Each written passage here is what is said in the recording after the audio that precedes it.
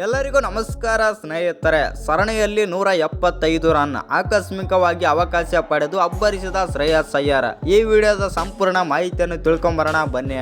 ಅದಕ್ಕಿಂತ ಮುಂಚೆ ಯಾರೆಲ್ಲ ಚಾನಲ್ಗೆ ಸಬ್ಸ್ಕ್ರೈಬ್ ಮಾಡ್ಕೊಂಡಿಲ್ಲ ಸಬ್ಸ್ಕ್ರೈಬ್ ಮಾಡಿಕೊಂಡು ಬೆಲ್ ಐಕನನ್ನು ಆಲ್ ಇಟ್ಕೊಳ್ಳಿ.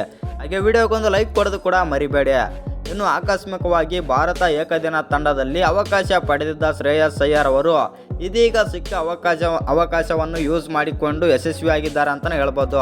ವಿರಾಟ್ ಕೊಹ್ಲಿ ಇಂಜುರಿಗೊಂಡ ಕಾರಣದಿಂದಾಗಿ ಮೊದಲ ಏಕದಿನ ಪಂದ್ಯದಲ್ಲಿ ಆಡುವ ಅವಕಾಶ ಪಡೆದಿದ್ದ ಶ್ರೇಯಸ್ ಅಯ್ಯರ್ ಅವರು ಮೊದಲನೇ ಪಂದ್ಯದಲ್ಲಿ ಅರ್ಧಶತಕದ ಇನ್ನಿಂಗ್ಸ್ ಆಡಿ ಮಧ್ಯಮ ಕ್ರಮಾಂಕದಲ್ಲಿ ತಾನು ಎಂತಹ ಬ್ಯಾಟ್ಸ್ಮನ್ ಎಂಬುದು ಮತ್ತೊಮ್ಮೆ ಸಾಬೀತು ಮಾಡಿದ್ರು ಅಂತಲೇ ಹೇಳ್ಬೋದು.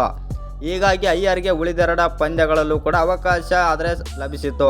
ಈ ಎರಡೂ ಪಂದ್ಯಗಳಲ್ಲಿ ಗಮನಾರ್ಹ ಪ್ರದರ್ಶನ ನೀಡಿದ್ದ ಅಯ್ಯರ್ ಅವರು ಇದೀಗ ಮೂರನೇ ಏಕದಿನ ಪಂದ್ಯದಲ್ಲಿ 64 ಎಸೆತಗಳನ್ನು ಎದುರಿಸಿ ಅಯ್ಯರ್ ಅವರು 2 6 ಮತ್ತು 8 4ಗಳೊಂದಿಗೆ 78 ರನ್ ಕಲೆ ಹಾಕಿದ್ರು ಅಂತಲೇ ಹೇಳ್ಬೋದು. ಅಹಮದಾಬಾದ್ನಲ್ಲಿ ನಡೆದ ಮೂರನೇ ಏಕದಿನ ಪಂದ್ಯದಲ್ಲಿ ಶ್ರೇಯಸ್ ಅಯ್ಯರ್ ಅರ್ಧಶತಕ ಗಳಿಸಿ ಏಕದಿನ ಸರಣಿಯಲ್ಲಿ ಅತಿ ಹೆಚ್ಚು ರನ್ ಗಳಿಸಿದವರ ಪಟ್ಟಿಯಲ್ಲಿ 2ನೇ ಸ್ಥಾನ ಆದರೆ ಪಡೆದುಕೊಂಡಿದ್ದಾರೆ.